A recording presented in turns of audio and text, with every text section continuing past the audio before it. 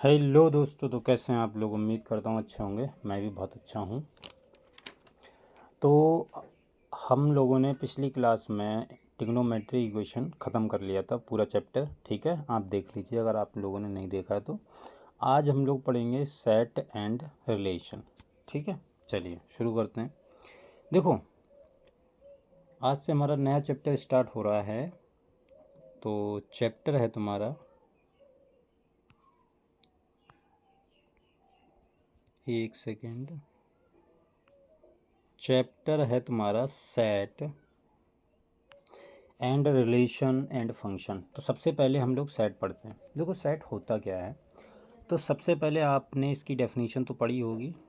देखो, जो डेफिनीशन होती है वो होती है अ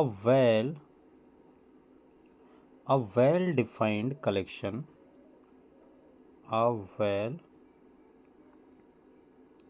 डिफाइंड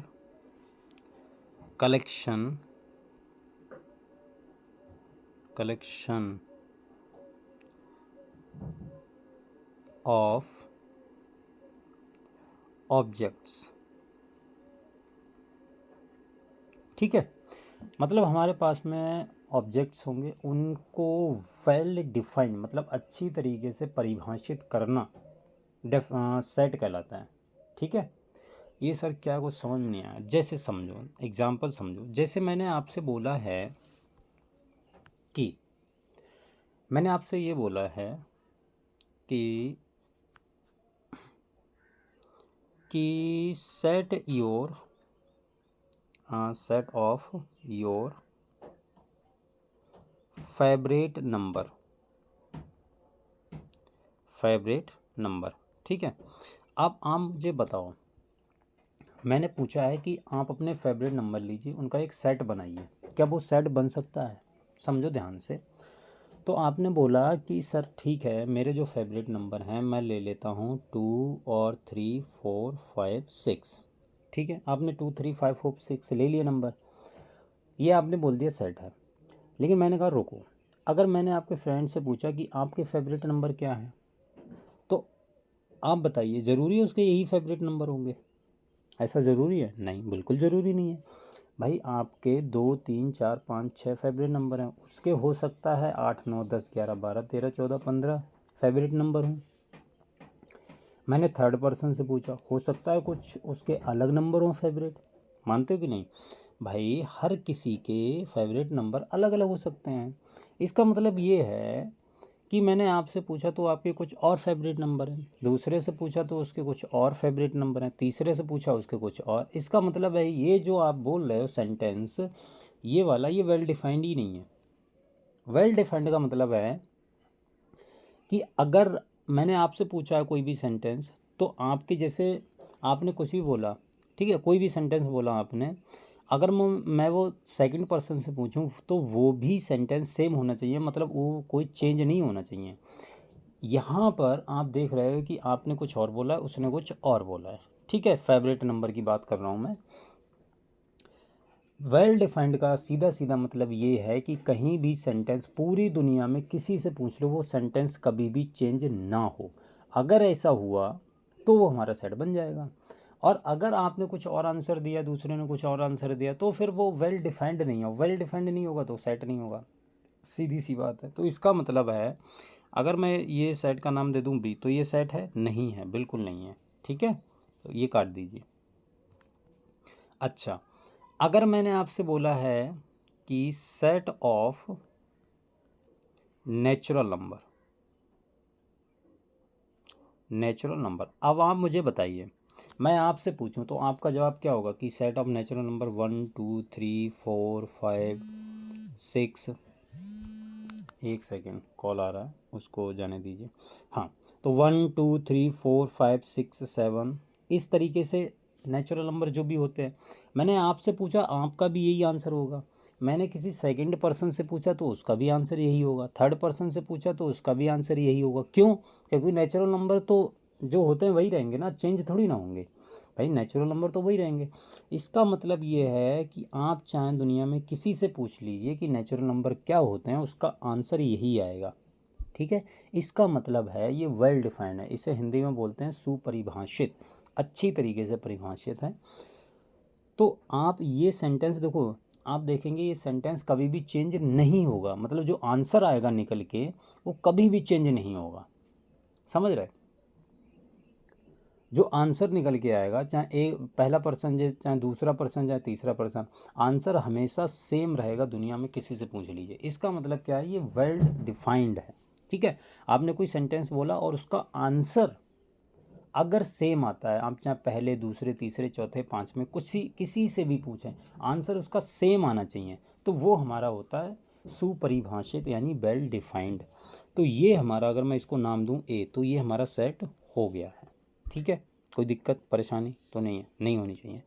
जैसे मैंने आपसे एक एग्जांपल मैं और लेता हूँ, सी। जैसे एक मैंने सी ले लिया, तो मैंने बोल दिया कि set of all set of even number, even numbers. अब बताइए मुझे, आप क्या ये सेट होगा? तो आंसर होगा बिल्कुल यस। ठीक है, बिल्कुल होगा। क्यों? क्योंकि मैंने क्वेश्चन दिया कि सेट ऑफ इवन नंबर, मैंने आपसे पूछा, आपके जवाब क्या होगा? 0 2 4 5 सॉरी 4 6 8। ठीक है, मैंने तीसरे से पूछा, उसका भी आंसर सेम होगा। चौथे से पूछा, उसका भी आंसर सेम होगा। इसका मतलब है इसका आंसर कभी भी चेंज नहीं हुआ। मैंने जो सेंटेंस दिया है आपके पास में, क्वेश्चन दिया है, आप चाहे दुनिया में किसी से पूछ लीजिए, सबका आंसर सेम आएगा। इसका मतलब ये वेल डिफाइंड है, इट मीन्स ये हमारा सेट बन गया। ठीक है, सेट आ गया समझ में। एक एग्जांपल मैं और लेता हूँ, डी। जैसे मैंने बोला है कि set of all, set of all छोड़ो, set of your favourite cricketers. आप मुझे बताओ, क्या ये सेट बनेगा? आपका आंसर क्या होगा? आपका आंसर बिल्कुल देखते ही हो जाना चाहिए नहीं। क्यों? मैंने आपको एक सेंटेंस दिया, set of your favourite cricketer. ठीक है, आपके जो फेवरेट क्रिकेटर हैं आप उनका नाम बताइए। ठीक है, तो आपका आंसर जाहिर सी बात है, मान लो आपने नाम लिया विराट कोहली, एम एस धोनी, रोहित शर्मा। ठीक है, आपने ये नाम लिया। मैंने तीसरे पूछा आपके फेवरेट क्रिकेटर क्या है, उसने मान लो युवराज सिंह, वीरेंद्र सहवाग और सौरभ गांगुली का नाम ले लिया। बिल्कुल ले सकता है भाई, उसके फेवरेट क्रिकेटर अलग हो सकते हैं, आपके अलग होंगे। इसका मतलब ये है कि इसका आंसर सेम आएगा ही नहीं। मान लो एक दो का सेम आ गया, लेकिन सभी का सेम नहीं आएगा। ठीक है, सभी का सेम नहीं आएगा। किसी, मान लो 10 लोग हैं, 10 लोगों को मान लो एम एस धोनी पसंद है। ठीक है, लेकिन भाई ज़रूरी थोड़ा है कि अगर किसी को एम एस धोनी पसंद है तो दूसरे को भी एम एस धोनी पसंद हो, है कि नहीं? नहीं होगा ना। तो इसका मतलब ये है कि इसका आंसर सेम नहीं आएगा, इसका मतलब ये वेल डिफाइंड नहीं है। तो ये कैसा हो गया? Not a set, simple. मेरे ख्याल से समझ में आ गया होगा। अब देखो, जो सेट हम बात कर रहे हैं उसको हम रिप्रेजेंट करते हैं किसी कैपिटल लेटर से। ठीक है, मान लो मैंने ए बी सी, ये सेट के नोटेशन है, और ए कॉमा बी सी, ए comma B comma C comma D, इस तरीके से ये होते हैं सेट के एलिमेंट। और अगर हम इसको करली ब्रैकेट में बंद कर देते हैं तो ये बन जाता है हमारा सेट। ठीक है, अच्छा, अब सेट को देखो, रिप्रेजेंट करने के कुछ मेथड्स होते हैं। तो देखो, रिप्रेजेंटेशन ऑफ अ सेट, तो पहला जो मेथड होता है वो होता है रोस्टर फॉर्म। रोस्टर फॉर्म, अब देखो रोस्टर फॉर्म क्या होता है, पहला होता है रोस्टर फॉर्म, दूसरा होता है set builder form. Set builder form, ठीक है, दो तरीके होते हैं। अब देखो रोस्टर फॉर्म क्या होता है, जो मैंने सेंटेंस बोला है, ठीक है, जैसे मैंने बोला है सेट ऑफ नेचुरल नंबर, तो जो आपका आंसर होगा, आपने क्या जवाब दिया कि 1 2 3 अप टू इन्फिनिटी तक। आप इसको करली ब्रैकेट में बंद कर दीजिए, जो आपका आंसर आया वो आप एज इट इज़ लिख दीजिए, उसी को हम बोलते हैं क्या बोलते हैं, रोस्टर फॉर्म। सिंपल। मैंने बोला है इवन नंबर, तो आप लिख दीजिए 0 2 4 6, इस तरीके से इवन नंबर हो गया, ख़त्म। ठीक है, तो ये हमारा हो गया रोस्टर फॉर्म। जो आंसर है आपने दिया वो एज इट इज़ वैसे ही लिख दीजिए, तो वो हमारा हो गया कैसा, रोस्टर फॉर्म। अच्छा, सेट बिल्डर फॉर्म क्या होता है? सेट बिल्डर फॉर्म होता है हमारे पास में, जैसे मैंने बोला कि natural number, set of natural number, ठीक। तो सबसे पहले मैं एक अननोन वेरिएबल लूँगा, इसको ध्यान से समझना क्योंकि यही बहुत काम आएगा, इसी में क्वेश्चन दिए होंगे। तो मैंने अननोन नंबर लिया, अब इस x पर क्या कंडीशन है वो हमें देनी पड़ेगी, राइट। ये x कैसा है, नेचुरल नंबर है, तो x belongs to natural number, ख़त्म, बस ये हो गया तुम्हारा सेट बिल्डर फॉर्म, पहला एग्जाम्पल। दूसरा, अगर मैं इवन की बात करूँ, इवन नंबर क्या होंगे, तो x such that x is equal to 2n, 2n और n, देखो n पे भी कंडीशन देनी पड़ेगी, n belongs to whole number, ठीक है, n कैसा, होल नंबर, ठीक है, समझ में आया। यहाँ पर ये ज़्यादा सेंटेंस सही रहेगा, set of positive even numbers, ठीक है, set of positive even number यहाँ पर। खैर अभी मैं आपको एग्जांपल दे रहा हूँ, अभी हम क्वेश्चन नहीं कर रहे हैं। तो अब देखो इसका मतलब क्या हुआ, एक मैंने अननोन वेरिएबल लिया और x is equal to 2n condition दे दी, ठीक है। अभी मैंने लिखा नहीं है कि x इज़ इवन नंबर, अभी मैंने क्या कर दिया, कंडीशन दे दी। अब आप अगर n की वैल्यू 0 लेंगे तो ये कितना आ जाएगा, x इज इक्वल टू 0, देखो पहला एलिमेंट मिल गया। ये यार n की वैल्यू अगर आप 0 ले ली तो, n की वैल्यू अगर आपने 1 ले ली तो x इज इक्वल टू कितना आ जाएगा, 2। n की वैल्यू अगर आपने 2 ले ली तो x की वैल्यू आ जाएगी 4। तो आपको दिख रहा है यही पूरा सेट निकल के आ जाएगा। तो सेट बिल्डर फॉर्म में आपको कोई अननोन वेरिएबल लेना होता है और उस पर क्या कंडीशन है वो आपको देनी होती है, सिंपल, दैट्स इट, इतना ही है। तो रिप्रेजेंटेशन आपको समझ में आ गया, सेट समझ में आ गया आपको क्या होता है। अच्छा, तीसरी चीज़ हम लोग पढ़ते हैं कार्डिनल नंबर। कार्डिनल नंबर, वैसे ये चीज़ें आपको पता भी होंगी, ठीक है, आपने पढ़ ली होंगी। खैर मेरा देखो काम है बताना सारी चीज़ें।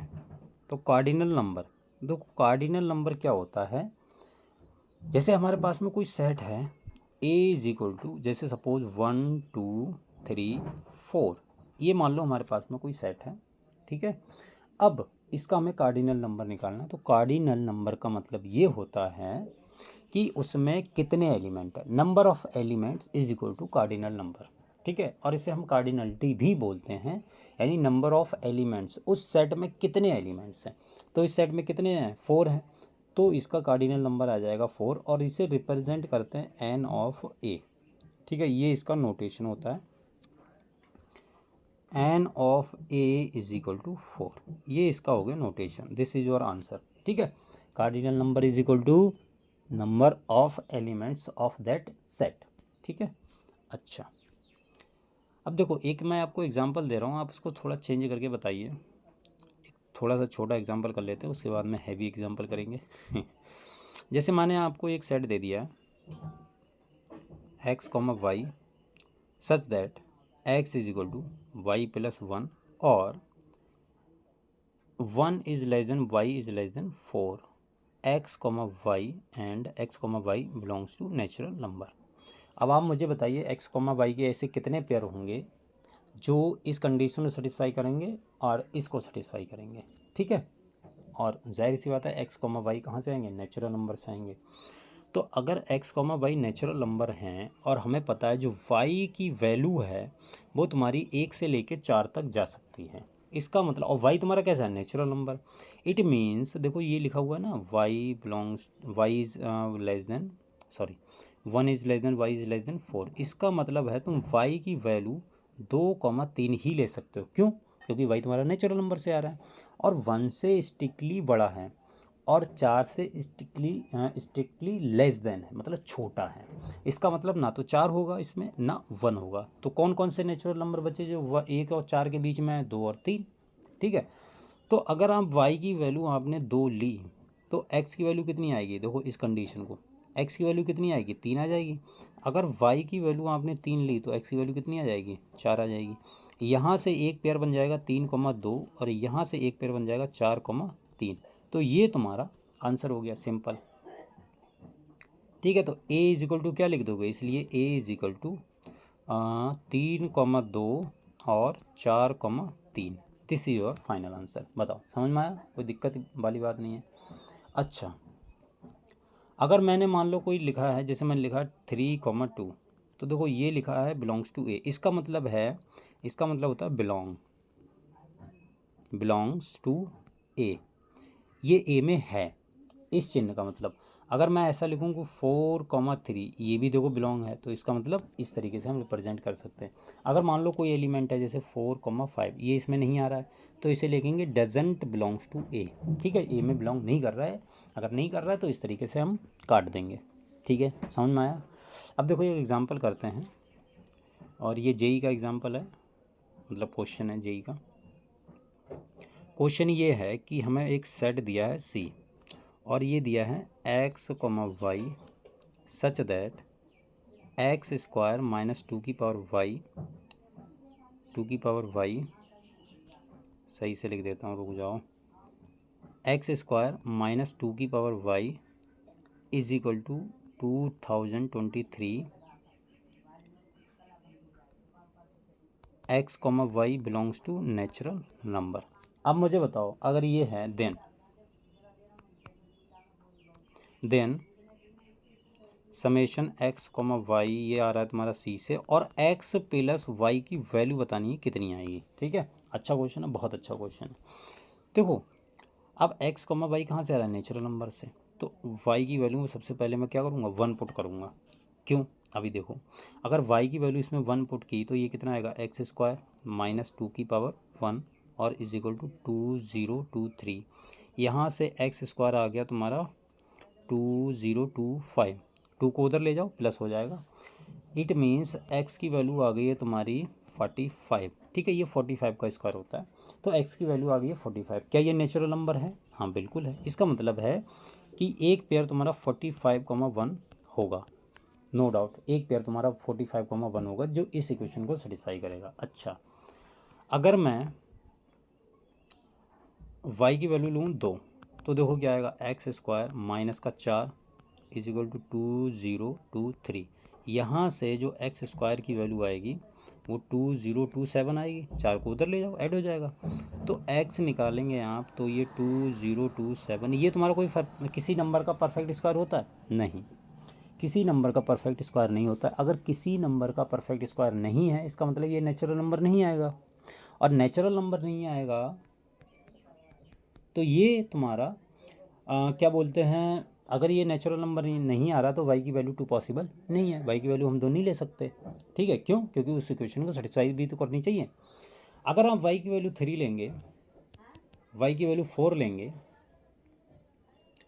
y की वैल्यू 3, y की वैल्यू 4, y की वैल्यू 5, इसी तरीके से आप कोई सा भी नेचुरल नंबर उठाइए, इस इक्वेशन को सेटिस्फाई नहीं करेगा। आप चाहें तो करके देख लीजिए, ठीक है, मैंने करा है तो मुझे पता है। किसी भी आप y की वैल्यू किसी भी कोई भी उठाइए, 3, 4, 5, 6, 7, 8, 9, 2 से ज़्यादा, 2 से ज़्यादा, तो वो इस इक्वेशन को सेटिस्फाई नहीं करेगी। इट मीन्स ओनली एक ही पेयर ऐसा है, x, y is equal to, ये क्या लिख दिया सर ये है 45,1, x की वैल्यू 45, y की वैल्यू 1। तो अब बस इनका दोनों का सम निकालना है, तो सम कितना आएगा, 45 plus 1 is equal to 46। This is your answer. ठीक है, देखो सम ही तो निकालना है यार, x प्लस वाई। ठीक है, ये क्या निकाला है, सम ही तो निकालना है ना, x प्लस वाई, यानी ये तुम्हारा फाइनल आंसर हो गया। क्लियर, समझ में आया, कोई दिक्कत परेशानी नहीं होनी चाहिए वैसे तो। ठीक है, अच्छा, अब देखो अगले में आते हैं तुम्हारे टाइप्स ऑफ सेट्स। कितने प्रकार के सेट होते हैं ये हम लोग पढ़ेंगे कल। आज के लिए हम लोग इतना ही रखते हैं। मैंने आपको बेसिक बताया, एक एग्जांपल करवा दिया, अच्छा सा जेई का एग्जांपल मैंने करवाया था। ये तुम्हारा जेई का क्वेश्चन है, तो आप इसको अच्छे से देख लीजिए। इसके बाद में हम लोग कल पढ़ेंगे और बहुत अच्छी क्वेश्चन करेंगे, बहुत अच्छे कॉन्सेप्ट समझेंगे। ठीक है, आज के लिए हम लोग इतना रखते हैं, मिलते हैं अगली वीडियो में, तब तक के लिए बाय बाय।